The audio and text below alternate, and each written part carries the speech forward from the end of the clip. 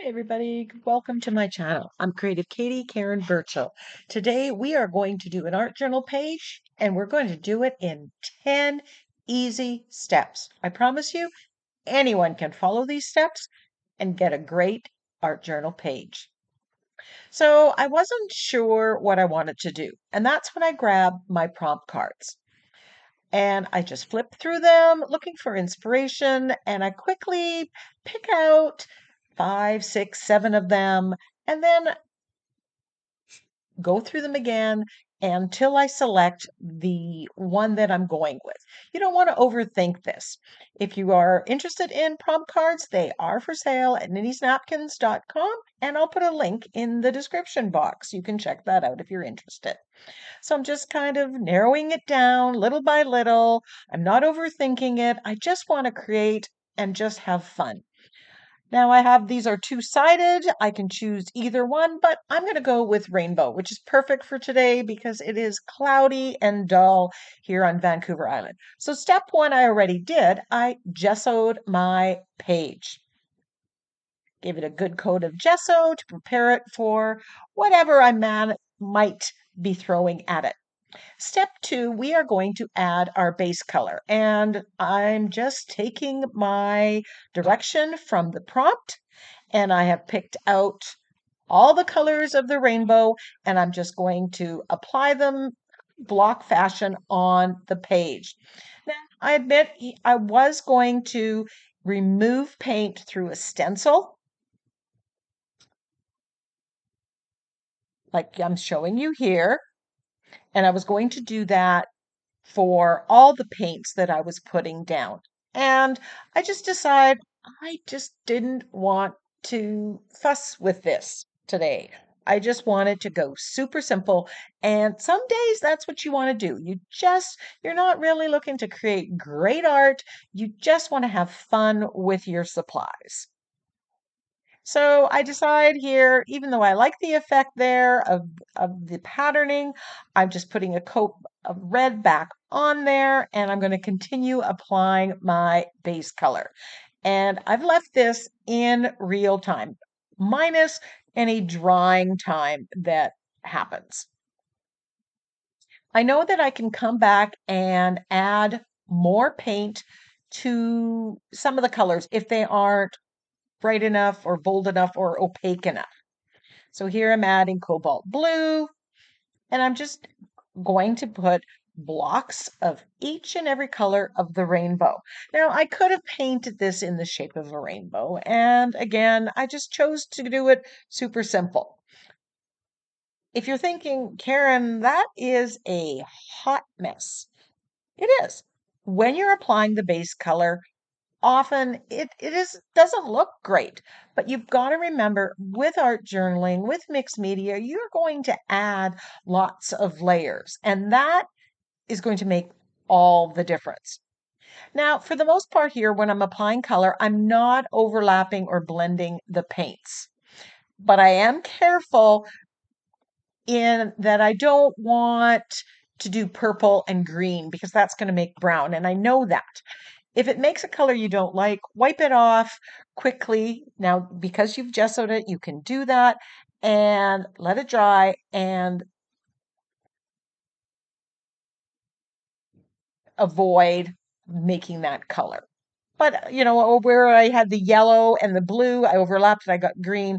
That's okay because I know it's going to make green, just basic color theory. I'm not trying to make each of the patches the same color.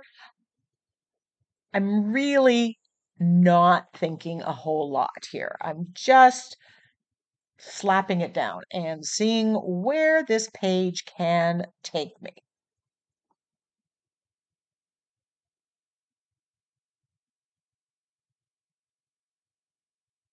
With acrylic paints, if you decide, oh, I made that blue, the indigo at the bottom is too big of a space, let it dry, cover parts of it with white gesso, and then you can paint over top of it. That's the nice part with working with acrylics.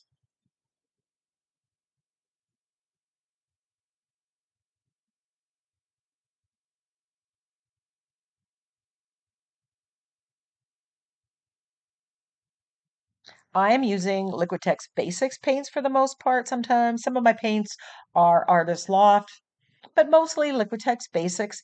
But you could do the same thing with craft paints or whatever paints you have.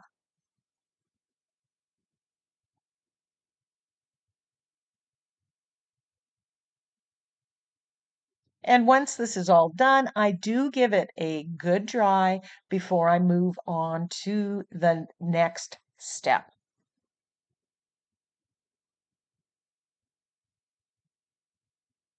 The next step 3, we are going to add some stenciling. We want to add patterning by stenciling, and I'm going to stencil with both black and white. Now, you can stencil with any color, but you do want that contrast. You want the patterning to show up. So if you were just doing it with red, you'd put it where on top of the orange or the yellow or the green. But I'm using black and white because I have a lot of color on that page and I want to build in contrast. So I'm just limiting it to black and white. This stencil is called Tile Mania. It comes from the Crafter's Workshop and it's the 6-inch version. And I love the smaller scale pattern that this gives. Isn't that just a lovely organic looking mark? I'm not looking for perfect stenciling. I just want some pattern on my background. Right now we are just developing a interesting layered background. And that's quite honestly half the fun of art journaling. Coming up with interesting backgrounds. So step 3, I'm going to repeat. Here I've grabbed another stencil. This one is called Screen View. Again, from the Crafter's Workshop. There's a link to the TCW Shopify store in this description box. There's a coupon code as well. So here I'm adding white. Now, the stencils that I've chosen here are smaller scale. They are also related in the shape of squares. I like to have stenciling something that works together as opposed to incorporating too many random patterns.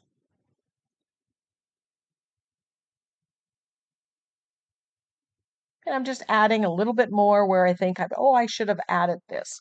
But again, I'm not looking for perfect stenciling. Some of the paint, it went under the stencil. You can wipe it off with a baby wipe because everything underneath is permanent and then reapply.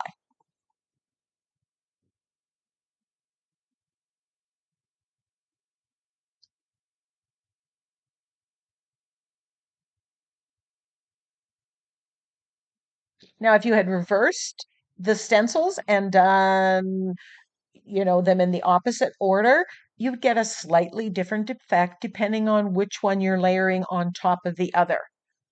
Don't know which one you like? Try both and see. There really is no right and wrong.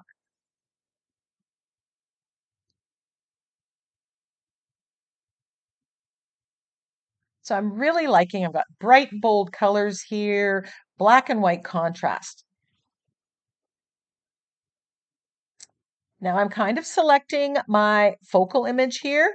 That's going to come in later. But the next step, I am going to add some stamping. Now, stamping, like stenciling, you're adding marks to the page. You're adding layers. It gives a slightly different effect. Stenciling looks one way, stamping looks another. And I love adding script or text. It just is a good basic addition to any page. And, sometimes I think, oh, you're overdoing it. Do some variety. Have different script stamps and different text stamps. That's my variety. So I'm just going to add that. It's finer than the stenciling and it pushes back what has gone before. I use a brayer to apply the paint to this script stamp And then I make sure that I wash my stamp afterwards. I don't use my stamps to make cards. I don't need them to be precise. I use them in mixed media, but I do clean them after putting up acrylic paint on them just so I um, keep them in good working condition. Step 5, I'm going to edge the page. Now, you could do this at the very end. I like to do it at this stage. It helps me frame the page. It helps me decide if I'm done building layers. So I'm using my angle brush. It's a technique called floating acrylic that I learned when I was folk art painting on wood. I'm just going all the way around and it frames it and gives me time to think as well. I use the same technique later on when I'm shading my focal image and my sentiment.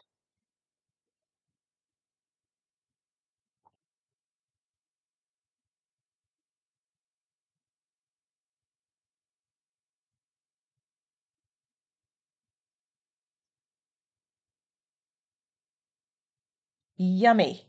Look at all that color. So step 6, we're just going to add the focal image. And I've just selected a magazine picture. I'm cutting off the part now that I know how much of it I need or want.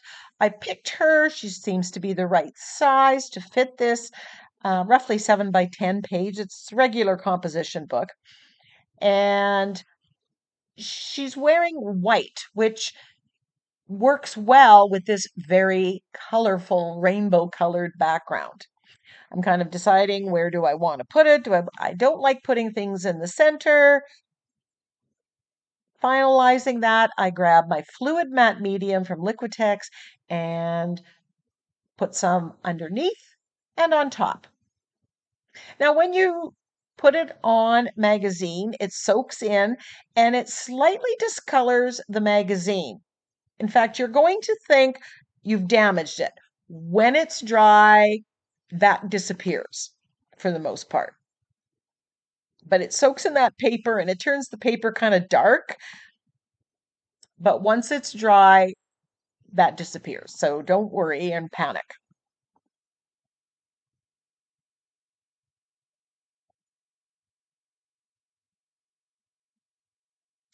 I keep my brush in some saran wrap because I know I'm going to be gluing my sentiment on later and I don't need to wash it just yet, but I don't want it to dry out.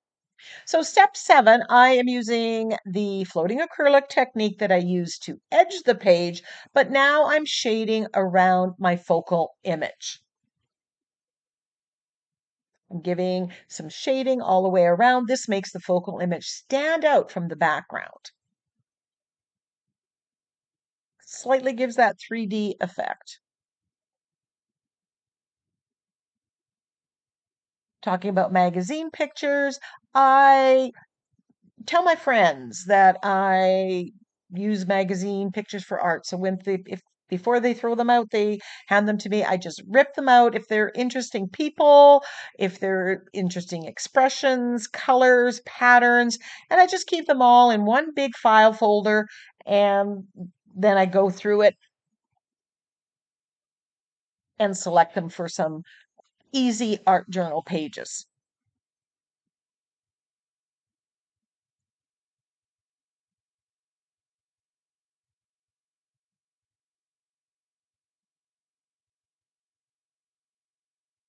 Step 8, we are going to tweak the colors of the focal image. Now here, all I tweak is really I add a little bit of color to her lips, a little bit of color to her cheeks, and I do come off camera, I do add a little bit flesh tone, a little bit of brown to the hair. I don't do much to this particular focal image, but I included it as a step because quite often I do. Often I use focal images from napkins and I do what I call overpainting, where you're tweaking the colors and you're intensifying them or even changing them.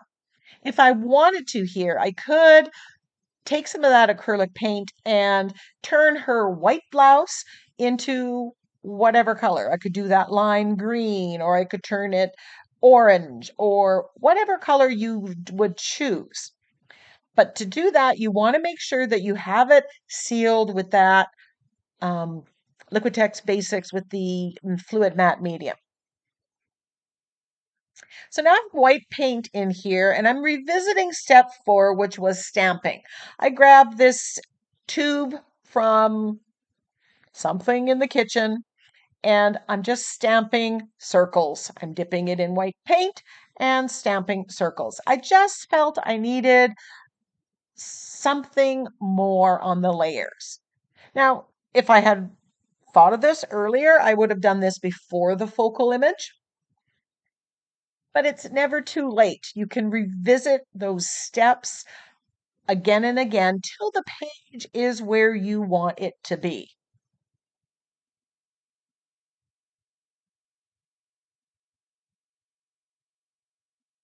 So you can save all the tubes. Toilet paper rolls make good mark makers. This mark making, as opposed to the stenciling and stamping, is a little bit bolder, a little bit more organic.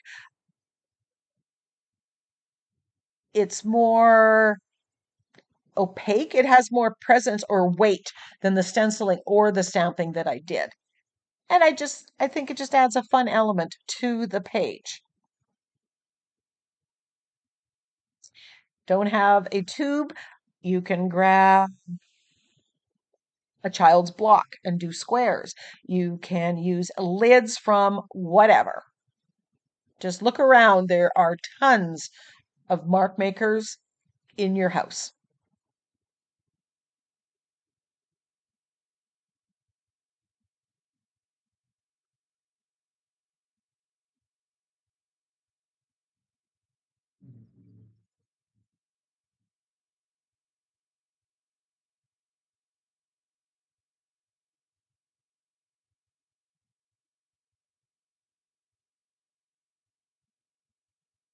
The next step is splattering, and I am splattering with gold. It's going to show up really well on those bold colors. I'm just covering her face because I don't want any of that gold splatter right on top of her face. And I give it a good splatter. And I love using my fan brush to splatter. It just gives me the right size of splatter for my page. So step 10 is to add a sentiment. I went to Pinterest, found a bunch, Googled or searched for rainbow quotes, color quotes. I typed out a full page using different bold fonts, and then I have enough. Now I'm going to decide which one I want to use on this page because I was indecisive to begin with. And then the rest just go into my stash. I've got a bin of focal images, I have a bin of sentiments, and often I just grab from there to limit my choices. Nothing goes to waste, but if I'm printing out, I might as well print out a full page. So I'm undecided between two of the sentiments. This one, be a rainbow in someone's cloud, or live your life in full color. So I'm undecided which sentiment I want. So I'm kind of cutting out both and then making the decision. I audition both and then choose.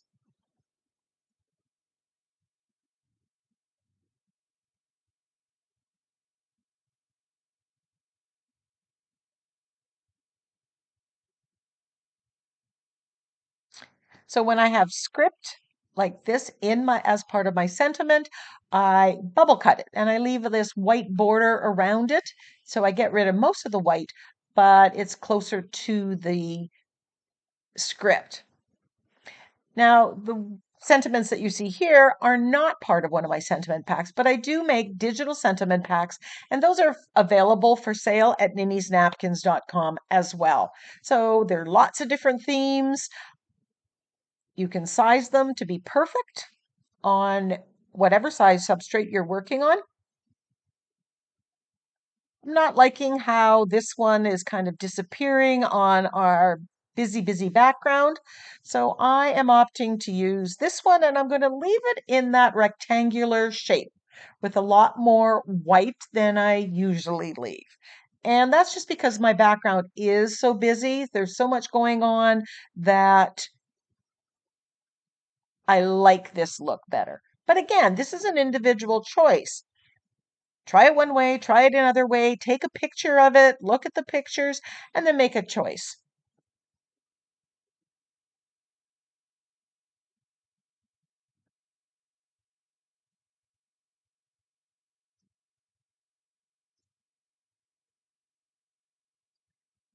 And I use my fluid matte medium to glue it down,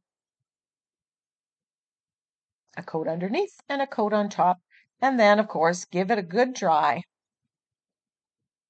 Then I'm coming back with my angle brush and I'm shading this, just like I shaded the focal image. So that's why I didn't count it as another step. Because I could have waited to the end and done all the shading and edging, but I want it to be representative of what I actually do and when I actually do it, and give you the reasoning why I do it when I do it. But like most things, you can revisit a step or a technique in there.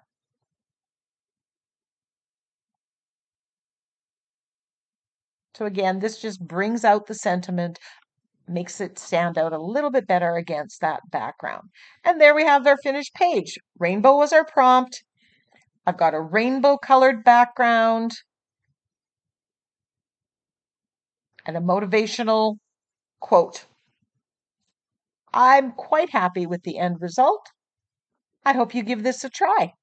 Until next time, go get creative.